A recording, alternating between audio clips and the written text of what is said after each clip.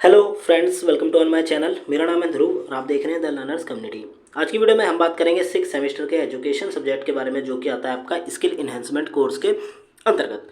Book का नाम है एजुकेशन मीडिया इन एजुकेशन, मतलब शिक्षा में मीडिया। यूनिट 1 की हम बात करेंगे। यूनिट 1 में ऑलरेडी जो शुरू के 4 पार्ट्स हैं वो ऑलरेडी हम अपने चैनल पर अपलोडेड कर चुके हैं। डिस्क्रिप्शन बॉक्स में आपको प्लेलिस्ट मिल जाएगी। और यूनिट 2 के हम अराउंड 3 पार्ट्स ऑलरेडी अपलोडेड कर चुके हैं। ये बीच का यूनिट 1 का पार्ट जो 5 है ये बचा हुआ था। पिछली बार के जो सिलेबस उसमें कवर नहीं किया गया था, तो वो आज की वीडियो में हम कवर करेंगे। तो चलिए वीडियो को शुरू करते हैं। और अगर अभी तक आपने हमारा चैनल सब्सक्राइब नहीं किया तो प्लीज़ चैनल को सब्सक्राइब करें और वीडियो पूरा देखें। यूनिट 1 का नाम है संचार, मीडिया और शिक्षा, पार्ट 5 या फिर चैप्टर 5 आप कह सकते हैं।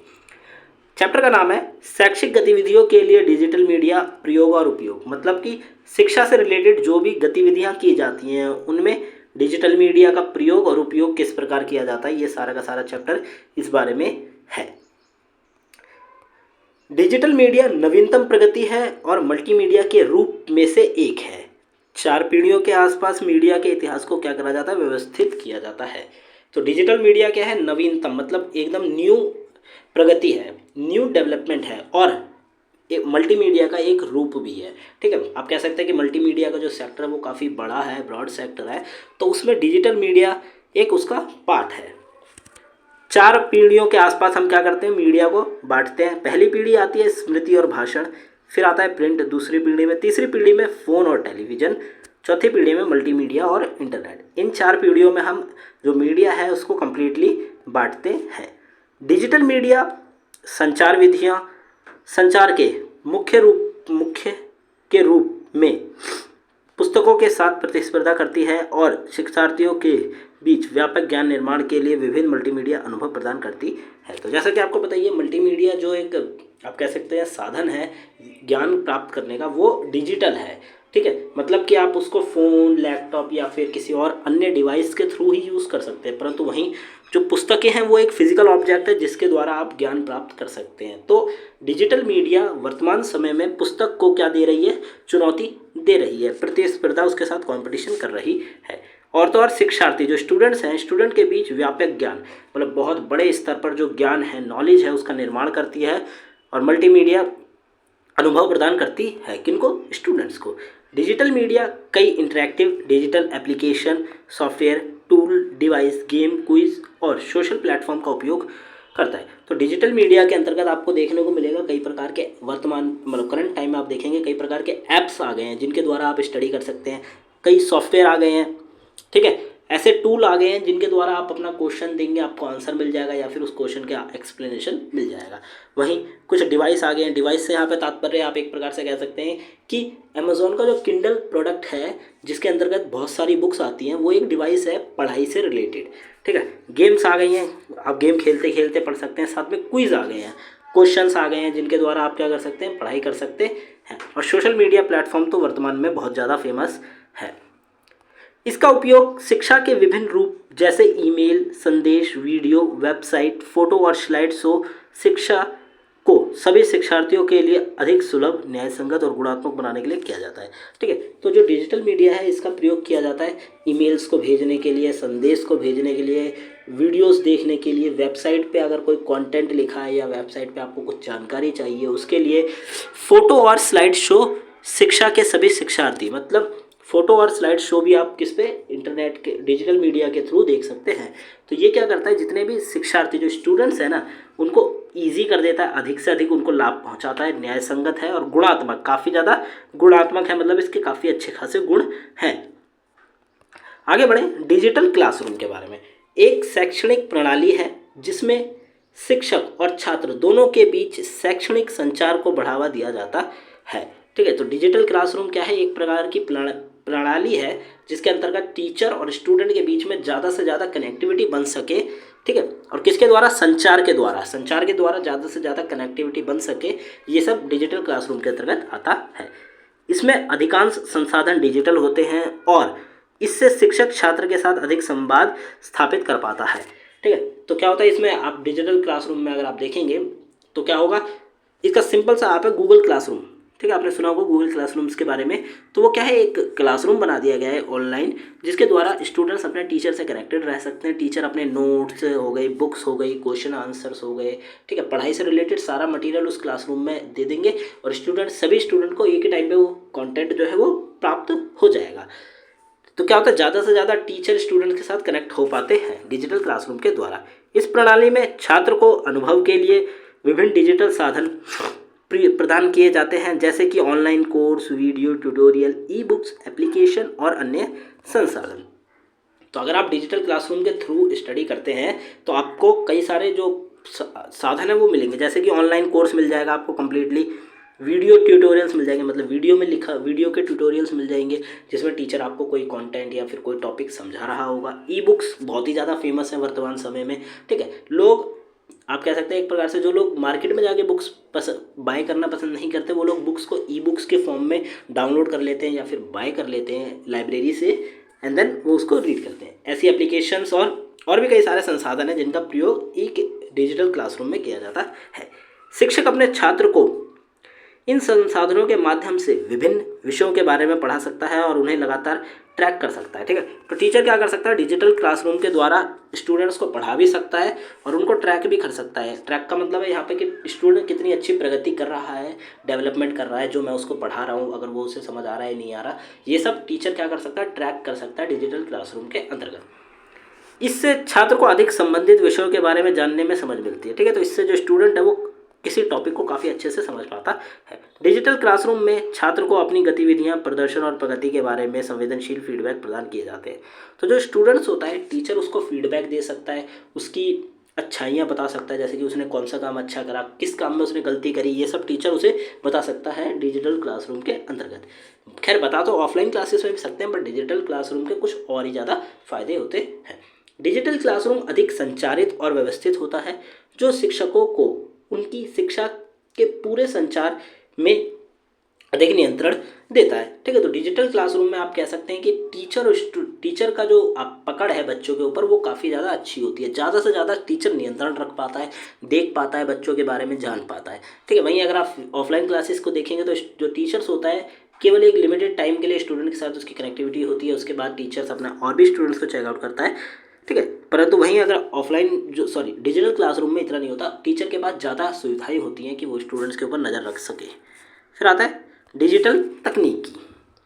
उन सभी तकनीकों का एक संग्रह है जो इलेक्ट्रॉनिक यंत्र, कंप्यूटर, इंटरनेट और अन्य संचार तकनीकों के माध्यम से डिजिटल जगत में उपयोग किए जाते हैं। तो डिजिटल तकनीक क्या है, ग्रुप है, कई सारे इलेक्ट्रॉनिक यंत्र जो आप कह सकते हैं प्रोडक्ट्स हो गए, कंप्यूटर, इंटरनेट या अन्य कोई भी संचार या फिर कोई भी चीज़ जो कि इंटरनेट से कनेक्टेड है, उन सब का एक ग्रुप होता है, वो उसको हम कहते हैं डिजिटल तकनीक के अंतर्गत, ठीक है। यह तकनीक डिजिटल संचार और विनिमय की तकनीक है जो internet, social media, mobile phone, digital media के माध्यम से जुड़ी होती है। तो क्या है, जो डिजिटल तकनीक है वो संचार और विनिमय का एक तकनीक है, मतलब आप विनिमय भी कर सकते हैं उससे और साथ में संचार, लोगों से कनेक्ट हो सकते हैं, बात कर सकते हैं, ठीक है, अपने जो विचार हैं वो दे सकते हैं, जो कि क्या होता है, internet, social media, mobile phone और डिजिटल मीडिया के माध्यम से जुड़ा होता है। डिजिटल तकनीक में संगठित रूप से डेटा का उपयोग किया जाता है और इसे आसानी से संशोधित और संसाधित किया जाता है, ठीक है। तो डिजिटल तकनीक के अंतर्गत आपका जो डेटा है उसका प्रयोग करके आपको कनेक्ट किया जाता है बाकी लोगों के साथ। यह तकनीक नई और अधिक संवेदनशील तकनीकों को विकसित करती है जो व्यावसायिक और संगठनों को नए स्तर पर ले जाने में मदद करती है, ठीक है। तो ये जो डिजिटल तकनीक है या फिर डिजिटल जो टेक्नोलॉजी है, ये लोगों की डेटा को यूज़ करके उनको लोगों के साथ कनेक्ट करती है, साथ में अधिक संवेदनशील तकनीकें, मतलब आप कह सकते हैं काफ़ी ज़्यादा संवेदनशील होंगी वो डेटा या वो जो तकनीक बनाई गई है, ठीक है, उसको और ज़्यादा विकसित करती है, मतलब ज़्यादा से ज़्यादा लोग कनेक्ट हो सकें, ज़्यादा से ज़्यादा लोग इस जो डिजिटल तकनीक है इसका प्रयोग कर सकें, इसीलिए इसको विकास किया जाता है, ये विकसित होती है, जो व्यावसायिक और संगठनों को नए स्तर पर ले जाती है। जो भी व्यवसाय या फिर जो भी संगठन इस तकनीक से जुड़ा हुआ है उसको नए स्तर पर ले जाती है। इन तकनीकों का उपयोग संगठनों, सरकारों, विद्यालयों और व्यक्तिगत उपयोगकर्ताओं द्वारा अपनाया जाता है, ठीक है। तो इस तकनीक का प्रयोग कौन करता है, हो गया कोई ऑर्गेनाइजेशन हो गई, कोई गवर्नमेंट हो गई, कोई स्कूल हो गया या फिर कोई व्यक्ति जो पर्सनली उस तकनीक को यूज़ कर रहा है। डिजिटल तकनीक के उपयोग से अपनी जानकारी, संदेश, समाचार और निजी विवरण आसानी से साझा किया जा सकता है। तो डिजिटल तकनीक के द्वारा आप क्या कर सकते हैं, अपनी जानकारी, अपना कोई संदेश, आपका कोई समाचार है या कोई निजी विवरण, मतलब कोई पर्सनल डेटा या फिर आपका कोई पर्सनल व्यू है, वो सब आप आसानी से लोगों के साथ साझा कर सकते हैं। डिजिटल तकनीक के अन्य उपयोग में शामिल है इलेक्ट्रॉनिक फाइल संरचना, इलेक्ट्रॉनिक मेल, सॉफ्टवेयर विकास और वेब डिज़ाइनिंग इत्यादि। तो आपको पता ही होगा डिजिटल तकनीक के अंतर्गत आप क्या कर सकते हैं, नई नई चीज़ों को डेवलप कर सकते हैं। जैसे इलेक्ट्रॉनिक फाइल संरचना, जैसे कि आपने पीडीएफ बना दी, ठीक है। पीडीएफ क्या है, एक डिजिटली फाइल है। इलेक्ट्रॉनिक मेल मतलब मेल सेंड कर दिया, किसी सॉफ्टवेयर का विकास कर दिया, या फिर वेब डिज़ाइनिंग कर दी मतलब वेबसाइट बना दी। इन सभी तकनीकों का संग्रह डिजिटल तकनीक के रूप में जाना जाता है और आज के दौर में अत्यंत महत्वपूर्ण है, ठीक है। तो इन सब चीज़ों को अगर आप एक साथ जोड़ दें तो ये सब डिजिटल तकनीक के अंतर्गत आता है और वर्तमान समय में बहुत ही ज़्यादा इंपॉर्टेंट है लोगों के लिए। सूचना और संचार प्रणाली ICT का उपयोग internet, mobile, computer, television, radio आदि से संचार करने के लिए किया जाता है। इसका उपयोग अधिकतर क्षेत्रों में होता है, जैसे विज्ञान, व्यापार, नौसेना, वाणिज्य सेना इत्यादि। तो सूचना और संचार प्रणाली का जो प्रयोग है ना, वो भारत में बहुत बड़े स्तर पर होता है। लगभग हर व्यक्ति इस चीज़ से कनेक्टेड है, ठीक है। विज्ञान के क्षेत्र में इसका प्रयोग होता है, आप बिजनेस के क्षेत्र में होता है, नौसेना सिक्योरिटी के क्षेत्र में होता है, वाणिज्य भी आप कह सकते हैं लेन देन, और सैन्य आदि सभी क्षेत्रों में किसका, सूचना और संचार प्रौद्योगिकी का क्या होता है, प्रयोग किया जाता है। और इसका प्रयोग किसके द्वारा कर सकते हैं, internet, mobile, computer, television, radio, इन सब के आदि के संचार के लिए किया जाता है। इन तकनीकों का उपयोग इतना व्यापक हो गया है कि आजकल सभी क्षेत्रों में इनका इस्तेमाल होता है। इससे आप दूरस्थ संचार और व्यवसाय आसानी से कर सकते हैं। वर्तमान समय में काफ़ी ज़्यादा आप कह सकते हैं कि फेमस है, प्रत्येक व्यक्ति इसको यूज़ कर रहा है। आगे बढ़ें, साथ ही सूचना और संचार प्रौद्योगिकी का उपयोग आपके शैक्षणिक करियर में भी काफ़ी महत्वपूर्ण होता है, ठीक है। तो अगर आप शिक्षा प्राप्त कर रहे हैं तो सूचना और संचार जो प्रौद्योगिकी है इसका काफ़ी आपके लिए इम्पोर्टेंट है। बिकॉज ऐसा तो नहीं है कि आपको सारी डिटेल्स बुक्स में ही मिल जाएंगी, कुछ ऐसी डिटेल्स होती हैं जो कि इंटरनेट पर अवेलेबल होती हैं, ठीक है। तो अगर आपको वो डिटेल्स चाहिए तो आपको इंटरनेट का प्रयोग करना पड़ेगा। और वर्तमान समय में ज़्यादा से ज़्यादा जो छात्र हैं, स्टूडेंट्स हैं, वो इंटरनेट का प्रयोग करके ही अपना ज्ञान प्राप्त कर रहे हैं, अपने ज्ञान को बढ़ा रहे हैं।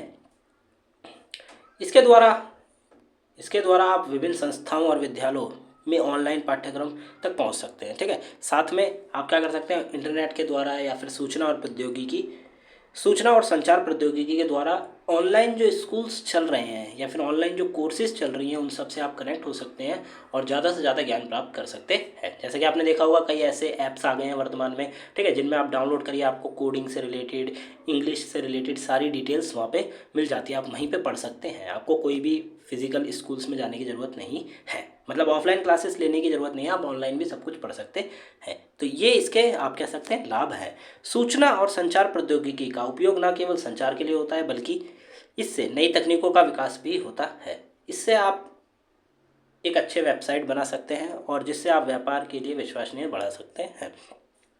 सूचना और संचार प्रौद्योगिकी का केवल आप कह सकते हैं संचार, लोगों से बात करने के लिए या कनेक्ट होने के लिए प्रयोग नहीं किया जाता। इससे नई नई चीज़ें बनाई जा सकती है। इसके अंतर्गत वेबसाइट डेवलपमेंट आता है, आप नई वेबसाइट बना के अपना जो व्यापार है वो बढ़ा सकते हैं। आपने कोई ऐप बना दिया, ठीक है, अब वो ऐप आपका फेमस हो गया, उस ऐप के द्वारा आप अपना व्यापार चला सकते हैं। आप चाहते हैं अगर कोई और ऐसी चीज़ जो कि इंटरनेट पे है वो आप इस क्षेत्र के अंतर्गत बना सकते हैं। आगे बढ़ें, शिक्षा में डिजिटल मीडिया के बारे में बात करें तो डिजिटल मीडिया अब फेसबुक, इंस्टाग्राम, ट्विटर लोग जुड़े रहने वीडियो कॉलिंग, मैसेजिंग सीमित नहीं है, ठीक है। तो डिजिटल मीडिया में केवल इंस्टाग्राम, फेसबुक, स्नैपचैट हो गया या फिर लोगों से वीडियो कॉल पे बात करने तक ही सीमित नहीं है। यह धीरे धीरे आधुनिक शिक्षा का सबसे अच्छा घटक बनती जा रही है, ठीक है। तो डिजिटल मीडिया जो है वर्तमान समय में ज़्यादा से ज़्यादा विकास कर रही है और ज़्यादा से ज़्यादा क्या हो रहा है, इसका विकास होने के कारण एक अच्छा घटक बन रही है एजुकेशन का, मतलब एजुकेशन का एक अच्छा पार्ट बन रही है। 21वीं सदी में डिजिटल मीडिया शिक्षा के लिए एक महत्वपूर्ण और लाभकारी संसाधन बन गया है। तो वर्तमान मतलब 21वीं सदी की बात करें हम तो जो डिजिटल मीडिया है वो बहुत ही ज़्यादा इम्पॉर्टेंट हो गया है स्टूडेंट्स के लिए, अगर उन्हें शिक्षा प्राप्त करनी है तो। और लाभकारी साधन भी बन गया है, मतलब आप फ्री में ही डिजिटली जो भी नॉलेज है वो प्राप्त कर सकते हैं। शिक्षा में डिजिटल मीडिया न केवल ज्ञान प्रदान करती है, शिक्षार्थी दुनिया को भी समझने में मदद करती है। ठीक है, तो डिजिटल मीडिया से स्टूडेंट केवल जो नॉलेज है वही प्राप्त नहीं करता, साथ के साथ वो जो दुनिया है, देश दुनिया के बारे में भी जानकारी प्राप्त करता है। जैसे कि आप अगर पढ़ते हैं तो आपको अगर न्यूज़ देखनी है तो भी आप उस पर देख सकते हैं, देश दुनिया के बारे में जान सकते हैं, किस क्षेत्र में क्या हो रहा है, क्या ख़राब हो रहा है, क्या सही हो रहा है, ये सारी डिटेल्स आपको कहाँ मिल जाएंगी, इंटरनेट पे इजीली मिल जाएंगी। आधुनिक समाज में डिजिटल लोगों के दैनिक जीवन में एक महत्वपूर्ण हिस्सा बन गया है। लोग डिजिटल मीडिया के द्वारा विश्व से जुड़ रहे हैं। तो वर्तमान समय में या आधुनिक समय में आप कह सकते हैं कि डिजिटल मीडिया जो है वो प्रत्येक व्यक्ति के जीवन का एक हिस्सा बन गया है। अभी आप जो यूट्यूब पे हमारी वीडियोस देख के पढ़ रहे हैं, ये भी एक डिजिटल मीडिया का ही पार्ट है, जिसके द्वारा आप क्या कर रहे हैं, अपना ज्ञान प्राप्त कर रहे हैं। डिजिटल मीडिया के द्वारा शिक्षार्थी घर बैठे ही शिक्षा प्राप्त कर सकते हैं, वह भी उच्च स्तर पर, मतलब हाई लेवल की जो एजुकेशन है वो आप घर बैठे ही प्राप्त कर सकते हैं। डिजिटल मीडिया के द्वारा छात्र औपचारिक और अनौपचारिक दोनों प्रकार की शिक्षा प्राप्त कर सकते हैं। ठीक है, फॉर्मल और इनफॉर्मल दोनों प्रकार की जो शिक्षा है आप प्राप्त कर सकते हैं, किसके द्वारा, ऑनलाइन। इन दो शिक्षाओं के बारे में मैं प्रीवियस जो पार्ट्स हैं उनमें बात कर चुका हूँ, तो आप जाके चेकआउट कर सकते हैं उस वीडियोस में। वर्तमान में मुक्त और दूरस्थ शिक्षा प्रणाली में मल्टीमीडिया प्रौद्योगिकी बहुत ही अधिक लाभकारी है, क्योंकि इसके द्वारा छात्र दूर बैठे किसी भी शिक्षक से शिक्षा प्राप्त कर सकते हैं। ठीक है, तो वर्तमान समय में जो डिजिटली स्टडी या डिजिटल एजुकेशन जो हो चुकी है वो काफ़ी ज़्यादा आप कह सकते हैं ईजी है और हेल्पफुल है स्टूडेंट्स के लिए, क्योंकि स्टूडेंट्स दूर बैठे किसी टीचर से क्या कर सकते हैं, क्लासेस अटेंड कर सकते हैं, किसके द्वारा, डिजिटल मीडिया के द्वारा। विद्यालयों और शैक्षिक संस्थानों में मल्टीमीडिया का प्रयोग करके छात्रों को पढ़ाया जा रहा है। ठीक है, तो मल्टीमीडिया जो है उसका प्रयोग करके स्टूडेंट्स को पढ़ाई कराई जा रही है, किनमें, बड़ी बड़ी संस्थाओं और स्कूल्स में। शिक्षा में डिजिटल मीडिया के प्रकार के उपयोग, शिक्षा में जो डिजिटल मीडिया है उसके बारे में बात करें तो डिजिटल मीडिया के ये सारे टूल्स हैं, आप देख सकते हैं, ऑडियो विजुअल, टेलीफोसिंग, पॉडकास्ट, रेडियो, ई संदेश हो गया या फिर ई करंट हो गए। अब बात करें यहाँ पे क्विज गेम्स, गूगल हो गए, आर्टिफिशियल इंटेलिजेंस हो गए, ठीक है, गूगल क्लासरूम हो गया, गूगल मीट हो गया, साथ में वीडियो कॉलिंग हो गई, तो ये सारी चीज़ें हैं। बात करें अब यहाँ पे टेलीकॉन्फ्रेंसिंग, यह 2 से अधिक लोगों के बीच एक लाइव ऑडियो और ऑडियो वीडियो मीटिंग होती है। यह दूर दराज के लोगों को जोड़ने में महत्वपूर्ण मुद्दे पर चर्चा करने का एक अच्छा साधन है। ठीक है, तो अगर आपके पास 2 या 2 से अधिक लोग हैं तो आप टेलीकॉन्फ्रेंसिंग का प्रयोग करके अगर दूर दूर बैठे हैं तो आप कनेक्ट हो सकते हैं। ठीक है, मतलब 2 या 2 से अधिक जो लोग हैं वो लाइव बैठ के बात कर सकते हैं टेलीकॉन्फ्रेंसिंग के द्वारा। फिर आता है पॉडकास्ट, यह विशिष्ट विषय पर आधारित फाइल की एक डिजिटल ऑडियो या वीडियो श्रृंखला है जिससे किसी वेबसाइट से MP3 मीडिया प्लेयर या कंप्यूटर जैसे व्यक्तिगत डिवाइस पर डाउनलोड किया जा सकता है। ठीक है, तो पॉडकास्ट क्या होता है, आपने सुना होगा कि, और वर्तमान समय में करंट टाइम पे तो यूट्यूब पे बहुत सारे ऐसे चैनल्स हैं जो कि पॉडकास्ट करते हैं। तो पॉडकास्ट का मतलब है यहाँ पे कि कोई व्यक्ति आया, ठीक है, उसने अपने बारे में बताया और एक प्रकार से वो जो बताता है उसकी एक MP3 फाइल हो गई या फिर वीडियो फाइल इंटरनेट पर अपलोड कर दी जाती है और लोग आके उसका पॉडकास्ट सुन पाते हैं। ज़्यादातर आप कह सकते हैं कि पॉडकास्ट MP3 में ही होता है, डाउनलोड किया जा सकता है। यह किसी विशेष विषय पर आधारित एक रिकॉर्ड किया गया कार्यक्रम, संगीत, भाषण हो सकता है। पॉडकास्ट सुनने के कई फायदे होते हैं, यह स्क्रीन समय में कटौती करने में मदद कर सकता है और सरल कहानी को कहने में रूप में आ सकता है। तो पॉडकास्ट क्या है, काफ़ी ज़्यादा इजी है। आपने ई बुक्स का नाम सुना होगा, तो कुछ लोग होते हैं कि पूरी की पूरी बुक उन्हें पढ़ना पसंद नहीं है, ठीक है, तो वो उस बुक की समरी हो गई, क्या कर सकते हैं, सॉरी ऑडियो बुक्स की बात कर रहा हूँ मैं। तो जो लोग पूरी की पूरी बुक पढ़ना नहीं चाहते या फिर उन्हें पढ़ना पसंद नहीं है, वो पूरी की पूरी बुक की ऑडियो जो फाइल है वो सुन सकते हैं। इसी प्रकार पॉडकास्ट होता है, ये स्क्रीन टाइम कम करता है, मतलब स्क्रीन पे देखने का जो समय है वो कम करता है, आप बेसिकली उसे सुन के समझ सकते हैं। आगे बढ़े, रेडियो, यह रेडियो तरंगों का उपयोग करके संकेत और संचार दोनों की एक तकनीकी है। रेडियो क्या है, तरंगों का उपयोग करती है और संचार की एक तकनीक है। इस संचार प्रणाली में एक एंटीना से ट्रांसमीटर जुड़ा होता है जिसके माध्यम से रेडियो तरंगें उत्पन्न होती हैं जो तरंगों के विकिरणित करती है और रेडियो रिसीवर से दूसरे एंटीना द्वारा प्राप्त की जाती है। ठीक है, तो एक होता है रेडियो रिसीवर और ठीक है, रेडियो रेडियो सेंटर एक प्रकार से आप कह सकते हैं कि एक एंटीना होगा, उसको एक ट्रांसमीटर से जोड़ दिया जाएगा और जहाँ से भी रेडियो के ऊपर प्रसारण किया जा रहा है वहाँ से कुछ तरंगें आएंगी और जो रिसीवर है जिसके पास रेडियो है और ठीक है ट्रांसमीटर है जो एंटीना से कनेक्टेड है उसके पास आके उससे कनेक्ट हो जाएंगे, तो आप रेडियो सुन पाएंगे। इसका उपयोग संचार के एक महत्वपूर्ण माध्यम के रूप में किया जाता है जहाँ टेलीविज़न और इंटरनेट तक पहुंच अभी बाकी है। मतलब ऐसे जगह जहाँ पे इंटरनेट या फिर टेलीविज़न नहीं पहुंच पाया है वहाँ पे रेडियो के द्वारा लोगों से बातचीत की जा सकती है। ठीक है, आप कह सकते हैं कि ये जो बॉर्डर एरियाज होते हैं ना वहाँ पे ज़्यादातर रेडियो के द्वारा ही संचार किया जाता है, बात की जाती है, क्योंकि वहाँ पे ना ही टेलीविज़न की सुविधा है और ना ही इंटरनेट की सुविधा है। टेलीविज़न, यूट्यूब, डिजिटल शैक्षिक चैनल।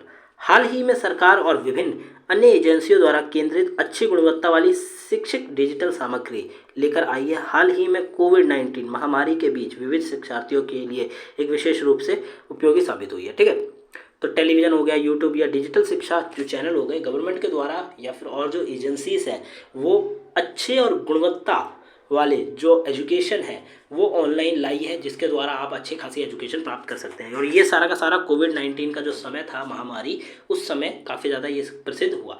आपने देखा होगा जो जूम हो गया या फिर गूगल मीट हो गया, गूगल क्लासरूम हो गया, ये बहुत ज़्यादा फेमस हो गए थे जब कोविड-19 का समय चल रहा था। जब लॉकडाउन था उस समय ये वाली चीज़ें बहुत ज़्यादा फेमस थी। LMS जैसे गूगल क्लासरूम, ठीक है, मूडल आदि। लर्निंग मैनेजमेंट जैसे कि गूगल क्लासरूम और मूडल लिंक वीडियो, फोटो, दस्तावेज और टेक्स्ट के रूप में अध्ययन सामग्री को साझा करने के मामले में बहुत उपयोगी है।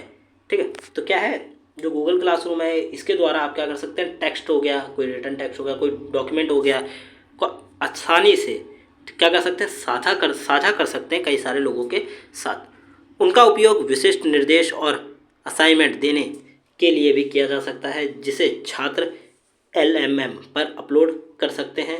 इस प्रकार LMS बुनियादी, फ्लिप और खोजपूर्ण सीखने के एक शक्तिशाली उपकरण है। तो जैसे कि आपको पता ही है क्लासरूम, तो स्टूडेंट्स बेसिकली अगर ऑफलाइन क्लासेस अटेंड नहीं कर सकते तो वो क्लासरूम के थ्रू क्या कर सकते हैं, स्टडी कर सकते हैं। साथ के साथ अगर उनका कोई असाइनमेंट है तो वो ऑफलाइन जाके देने की बजाय ऑनलाइन ही उसे अपलोड कर सकते हैं क्लासरूम में और टीचर जो है वो उस डॉक्यूमेंट को वहीं पर पढ़ लेगा। ऑनलाइन क्विज और गेम, बहुत सारे ऑनलाइन क्विज एप्लीकेशन जैसे क्विज हट, प्रेटोड आदि विकसित किए गए जो शिक्षक को अपने शिक्षार्थियों के वास्तविक समय मूल्यांकन और स्कोर गणना में मदद करते हैं। ठीक है, तो क्या हो गया, जैसे जैसे नए नए ऐप्स की डेवलपमेंट हो रही थी तो उस समय ऑनलाइन क्विज और गेम्स का निर्माण किया गया जिसके द्वारा टीचर जो है वो क्विज का एक सेट बना के स्टूडेंट्स को दे सकता है और स्टूडेंट्स पर नज़र रख सकता है। ऐसा नहीं, क्योंकि अगर ऐप्स पे ऑनलाइन काम हो रहा है तो स्टूडेंट्स कम से कम चीटिंग कर पाएंगे। ठीक है, तो जो टीचर है ज़्यादा से ज़्यादा स्टूडेंट पे ध्यान दे पाएगा, उनका जो स्कोर है उसको देखने में मदद करेगा। ऐसी एप्लीकेशन ऑनलाइन और मिश्र सीखने में अत्यधिक सहायक होती हैं। इसे एक अतिरिक्त घरेलू कार्य अन्वेषण गतिविधि के रूप में आमने सामने सीखने में भी इस्तेमाल किया जा सकता है। ठीक है, तो अगर आप घर में हैं और आपको स्वयं मतलब आप आमने सामने बैठे हैं और अगर आपको पढ़ाई करनी है, ठीक है, तो आप इन एप्लीकेशंस का यूज़ करके भी अपने आप को टेस्ट दे सकते हैं। गूगल स्लाइड्स, यह गूगल के महत्वपूर्ण टूल में से एक है। यह विभिन्न शैक्षणिक अधिगम गतिविधियों में बहुत सहायक होता है। इसका उपयोग एक सामान्य दस्तावेज बनाने के लिए किया जाता है, जैसे उन लोगों द्वारा संपादित किया जा सके जिसके पास इसके पहुंच हो और विभिन्न महत्वपूर्ण संयुक्त दस्तावेजों का ऑनलाइन विकास में सहायक है। ठीक है, तो डिजिटल जो गूगल स्लाइड्स है इसके द्वारा आप PPTs को बना सकते हैं, जो पावर पॉइंट है वो बना सकते हैं ईजिली। ठीक है, और आप कह सकते हैं कि काफ़ी ज़्यादा क्रिएटिविटी वाले के साथ बना सकते हैं जिससे कि ज़्यादा से ज़्यादा लोग जो PPT को देख रहे हैं या उससे पढ़ रहे हैं वो काफ़ी ज़्यादा अट्रैक्ट हो जाए। आगे बढ़ें, गूगल फॉर्म, आपको गूगल फॉर्म्स के बारे में तो पता ही होगा। गूगल फॉर्म्स जिसके अंतर्गत एक फॉर्म बना दिया जाता है और लोगों को शेयर कर दिया जाता है। उन लोगों ने जो डेटा फिल किया है वही डेटा जिसने फॉर्म बनाया था उसके बाद पहुंच जाता है। ऑनलाइन फॉर्म बनाने का यह एक बहुत ही सरल और आसान टूल है जिसमें विभिन्न प्रकार के प्रश्न हो सकते हैं। इसका उपयोग सर्वेक्षण और मूल्यांकन के उद्देश्य से किया जा सकता है। ठीक है, तो अगर आपको सर्वेक्षण करना है या किसी ग्रुप का मूल्यांकन करना है तो आप क्या कर सकते हैं, गूगल फॉर्म्स का प्रयोग कर सकते हैं। गूगल प्रपत्रों का उपयोग डेटा संग्रह, विभिन्न संगठन और वेबिनार के लिए जानकारी भरने और विभिन्न कार्यपत्रों को विकसित करने के लिए किया जा सकता है। ठीक है, तो किसका, गूगल जो फॉर्म है इसका प्रयोग आप कह सकते हैं सेमिनार्स में जो डिटेल्स हैं, जो लोग आए हैं सेमिनार देखने उनके लिए यूज़ किया जा सकता है, या फिर स्टूडेंट्स को क्लास में कोई क्विज़ देना है, ठीक है, तो आप इससे गूगल फॉर्म से बना के दे सकते हैं। सॉरी, फिर आता है गूगल ड्राइव। गूगल ड्राइव यह उस व्यक्ति के लिए उपलब्ध डिजिटल स्थान है जिसके पास उसकी जीमेल खाता है, जहां visual audio file, PPT, video के रूप में डेटा के साथ विभिन्न महत्वपूर्ण फाइल और फोल्डर ऑनलाइन स्टोर किए जा सकते हैं और किसी भी समय ज़रूरत पड़ने पर इन्हें एक्सेस किया जा सकता है। तो आपको पता ही होगा वर्तमान में आप भी गूगल ड्राइव यूज़ करते हैं। अगर आपके पास एक जीमेल अकाउंट है तो आपको गूगल पे 15 GB का जो ड्राइव है वो मिलता है, जिसके द्वारा आप क्या कर सकते हैं, अपनी फाइल्स हो गए, अपने असाइनमेंट्स हो गए, आपका कोई डेटा या फिर डॉक्यूमेंट हो गया, वो गूगल ड्राइव पर अपलोड कर दीजिए और आपको जब मर्जी चाहिए आप उस जीमेल से अपना डेटा एक्सेस कर सकते हैं। तो ये था आपका यूनिट 1 का जो चैप्टर 5 है उसका पार्ट 1। काफ़ी लंबा है तो हम नेक्स्ट पार्ट में जो बचे हुए टॉपिक्स हैं उनको कवर करेंगे। आपको वीडियो कैसी लगी आप हमें जरूर बताएं। वीडियो अच्छी लगी तो प्लीज़ वीडियो को लाइक करें, चैनल को सब्सक्राइब करें, जितना हो सके वीडियो को शेयर करें। डिस्क्रिप्शन बॉक्स में लिंक्स दिए गए हैं कई सारे, आप जाके हमें टेलीग्राम, इंस्टाग्राम पर ज्वाइन कर सकते हैं। साथ के साथ एक लिंक दिया गया है जहाँ पे आप हमें ईमेल सर्विस जो है उसको सब्सक्राइब कर सकते हैं। इस बुक के कंप्लीट नोट्स हमारी वेबसाइट जो इंस्टामोजो पे बनी हुई है उस पर अपलोडेड है, आपको डिस्क्रिप्शन बॉक्स में लिंक मिल जाएगा, आप जाके उसके नोट्स डाउनलोड कर सकते हैं।